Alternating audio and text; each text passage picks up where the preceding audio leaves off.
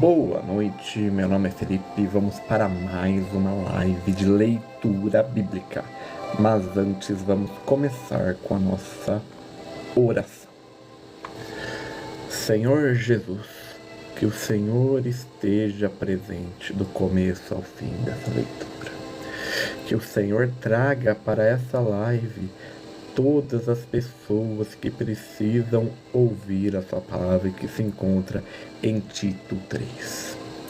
Que o Senhor esteja conosco e, se for necessário, que o Senhor coloque em minha boca qualquer palavra para este momento. Agradeço por estar conosco, Senhor. Vamos lá, a leitura de hoje é Tito 3, mas antes eu vou ler a introdução da Bíblia Spurgeon, do livro de Tito, que foi uma das cartas apostólicas escritas por Paulo para um dos seus discípulos, que muitas vezes ele chamava de filho, como é o caso de Timóteo e de Tito. Colossenses, Tessalonicenses, Timóteo, Tito. Vamos lá. Carta de Paulo a Tito. Visão geral do livro.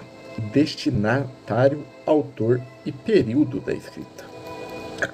Tito era um colaborador próximo do apóstolo Paulo.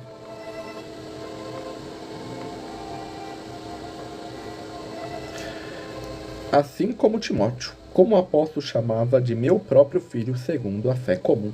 Tito 1:4. Concluímos que Tito se converteu através de Paulo, assim como Timóteo. Assim como Timóteo poderia ter sido um verdadeiro filho do apóstolo, Tito também poderia ter sido em relação à diferença de idade. O apóstolo o aconselha a ser um padrão de boas obras, especialmente para os jovens. Tito 2, versículos 6 e 7. Compare com também Tito 2:15 e Timóteo 1:4-12.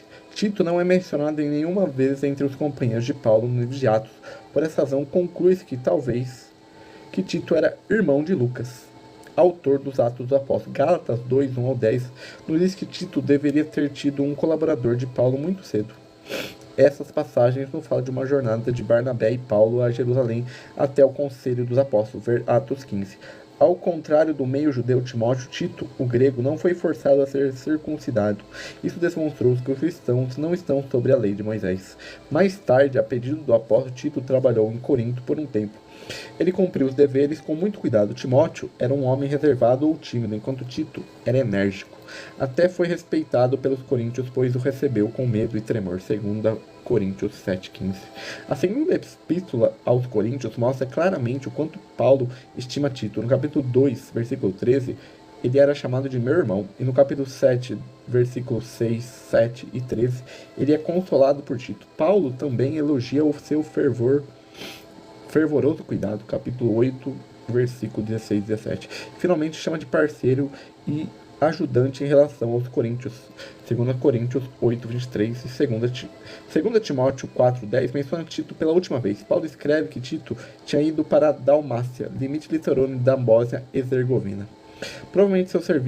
Provavelmente em serviço ao Senhor. Ele manteve um relacionamento muito próximo com Tito até o fim. Após a liberação do seu primeiro encarceramento, Paulo também chegou a Creta, onde deixou Tito para trás. Paulo havia lhe pedido que ordenasse diversos assuntos na igreja de lá. Alguns cientistas achavam possível que ele tenha deixado Tito em Creta no final da sua segunda jornada missionária. Logo depois, Paulo escreveu sua epístola a Tito, por volta do ano 63 a 64 d.C. Os assuntos e propósito dos escritos. O assunto em comum de 1 Timóteo e Tito é a sã doutrina e a ordem da igreja como casa de Deus. Ambas as epístolas, no entanto, não são dirigidas a igrejas, mas a homens que foram acusados e designados pelo próprio apóstolo. 1 Timóteo lida principalmente com a doutrina, enquanto o assunto de Tito é a mais ordem extrema na casa de Deus. Fora os versículos 1 e 10 e 3, 9, quase não há menção à falsa doutrina. É por isso que a epístola Por isso que o estilo da epístola a Tito é menos agitado que a primeira epístola a Timóteo. A doutrina da fé cristã e a conduta cristã caminham juntas e não devem ser separadas. Assim pode resumir rapidamente o conteúdo da epístola a Tito. Ela é dividida em 3 partes pelos capítulos, a cada um contém uma parte doutrinária e consequências práticas resultantes. No capítulo 1 ao 4, do capítulo 1, nos versículos 1 ao 4 do capítulo 1, somos apresentados a toda a salvação em Cristo. Os líderes espirituais do povo de Deus, como Tito, devem sempre estar cientes que não devem servir que não apenas sirvam ao Senhor, mas também ao seu povo escolhido. O capítulo 2, versículo 11 ao 14, apresenta uma dupla aparição. Primeiro, a graça de Deus apareceu para trazer salvação a todos os homens, e segundo, o nosso grande Deus e nosso Salvador Jesus Cristo logo aparecerão para a glória de seus redimidos. Essa graça de Deus ensina o cristão a viver uma vida piedosa que agrada a Deus. O capítulo 3, do versículo 3 ao 7, descreve a aceitação dos crentes da salvação de Deus, a nova ordem de vida que se segue o fundamento de uma conduta renovada. Peculiaridades, boas obras. A epístola de Tito é uma carta do lado prático da vida cristã, isto é enfatizada pela expressão boas obras, que aparece 6 vezes no capítulo 1, versículo 16, capítulo 2, versículo 7, 14, no capítulo 3, nos versículos 1, 8 e 14. Presbítero ou superintendentes. Veja na introdução sobre esses anciões na primeira epístola ao Timóteo, parágrafo B. Visão geral do conteúdo. A gente vai ler só o do capítulo 3, que é o capítulo que a gente vai usar hoje. Preparados para toda boa obra. Versículo 1, em relação ao mundo e à igreja. Essa é a introdução do livro de Tito. Agora vamos ler o capítulo 3 na versão da Bíblia King James atualizada. Mas você pode ler na versão que você tem aí na sua casa, e você está acostumado a ler. Hebreus é Timóteo, Tito 3 é uma carta curta de Paulo. A salvação conduz à boa obra, às boas obras. Então aqui Paulo quebra um pensamento muito comum entre cristãos, que nós temos que fazer boas obras para ser salvos, mas não, é o completo oposto. Nós fazemos boas obras porque fomos salvos, e não o contrário. Lembra todos que devem ser submissos aos que sobre eles governam, e as autoridades sejam obedientes, e sejam sempre prontos a fazer tudo o que é bom. Não promovam a calúnia de ninguém, sejam pacíficos, equilibrados, demonstrando verdadeira mansidão com todas as pessoas, porque houve um tempo em que também nós éramos insensatos e desobedientes. Vivíamos iludidos e escravizados por toda espécie de paixões e prazeres. Servíamos à maldade e à inveja, sendo desprezíveis e odiando uns aos outros. Contudo, com a parte de Deus, nosso Salvador, foram manifestadas a misericórdia pela humanidade e amor pela humanidade. Não por acaso de alguma atitude justa que pudéssemos ter praticado, mas devido à sua bondade. Ele nos salvou por meio do lavar regenerador e renovador do Espírito Santo, que ele derramou copiosamente sobre nós em toda a sua generosidade, por intermédio de Jesus Cristo, nosso Senhor. Ele assumiu e procedeu para que, justificados mediante a sua graça, nos transformássemos em seus herdeiros, tendo a esperança da vida eterna. Esta, pois, é uma palavra totalmente digna de crédito, e que proclames categoricamente, a fim daqueles que creem em Deus se empenhem na prática de boas obras. Tais ações são excelentes e de grande proveito para a humanidade. Evite, no entanto, todo tipo de questões tolas, genealogias, discórdias e discussões inúteis a respeito da lei, porquanto essas contensas são vazias e sem valor, porque a lei já foi cumprida em Jesus. Jesus veio para cumprir a lei.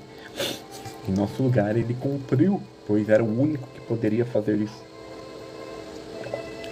Quanto àquele que provoca divisões, adverte uma primeira e ainda uma segunda vez. Depois disto, rejeite-o. Tu sabes que tal pessoa está pervertida, vive na prática do pecado e por si mesma está condenada. Recomendações finais e bênçãos. Quando eu te enviar Ártemas ou Tínico, vem depressa ao meu encontro em Nicópolis, pois decidi passar ali o inverno. Empenha-te diligentemente e providencie tudo que for necessário para que nada falte na viagem de Zenas, especialmente em leis e de Apolo. Os nossos, de igual forma, aprendem a dedicar-se às boas obras, assim que possam suprir todas as necessidades cotidianas e não sejam improdutivos. Todos os que estão comigo te saúdam. Tu, pois, saúda também a todos quanto nos amam na fé. A graça seja com todos vós. E aqui a gente termina a leitura da carta o capítulo 3 da carta de Tito e também a carta em si sobre a importância de obras. Obras não salvam, mas é essencial para nós cristãos, pois, como Paulo fala lá em 2 Coríntios, nós somos cartas vivas e as pessoas vão conhecer Jesus através de nós e não através da Bíblia, porque elas não leem a Bíblia, elas veem você, veem o seu agir, as suas obras.